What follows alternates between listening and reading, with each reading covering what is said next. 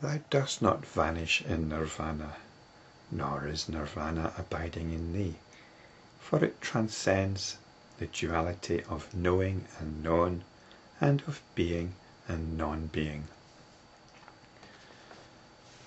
So this is awakening. Nirvana is awakening from samsara. But as a verse that I read out in the previous video pointed out, Nirvana is, but not the man that enters it. In a way, Nirvana is the ultimate isness. It's ultimate being. It's independent of any entity, any individual. You as an individual do not enter Nirvana. The realization of your own non-individuality is Nirvana. It isn't something that can be known. It isn't an object or a place. And we can't even say it exists or it doesn't exist. I said it's the ultimate isness, but this is in a different understanding altogether from what we normally mean by existence. Because there isn't anything that is actually existing. It's that place from which wisdom and compassion arise, transcendental knowledge and compassion. Because when there's no sense of an individual entity, then what is the motivation to act? There is action solely in accordance with what needs to be done. And this will depend on your own capabilities and the nature of the situation. So ordinary existence is characterized by objects that can be known or not, and that can exist or not. But this isn't the abode of the enlightenment practitioner.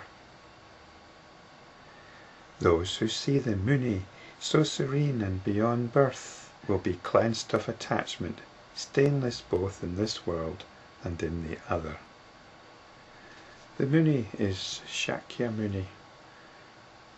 This is the name of the Buddha. The Buddha was from the Shakyan tribe, and a Muni means a sage, and it's associated with silence. So the Muni is serene because the Muni is silent. There are no egoistic machinations going on. The Buddha, the Muni, is absorbed in the essential stillness of pure awareness. So seeing the Muni is realization. It's not about gazing upon a sage who is credited with being enlightened. The Muni is your own realization. And when you see this, this is beyond birth. It's beyond death. It's beyond being and non-being. It's stainless. It's like the lotus flower which rises from the mud and the water just drips off it, just runs off it. So it's cleansed of attachment. It's cleansed of the attachment to anything that samsara might offer.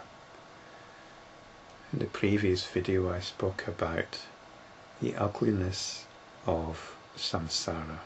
And this is just to stress that this enlightenment, this nirvana, might not seem very appealing sometimes, but as enlightenment practitioners we need to appreciate more and more the wonder and miraculous nature of our own essential awareness. It's such a subtle thing that it can be easily forgotten and overlooked when crasser appetites start poking at us. So this is a struggle. This is like the onslaught of Mara on the Buddha.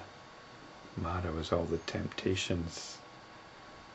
Mara and his alluring daughters represent all the temptations which assail the Buddha, which assail the enlightenment practitioner. But we have to use it all to our own advantage. Use it all to the advantage of appreciating the beauty of our enlightenment practice.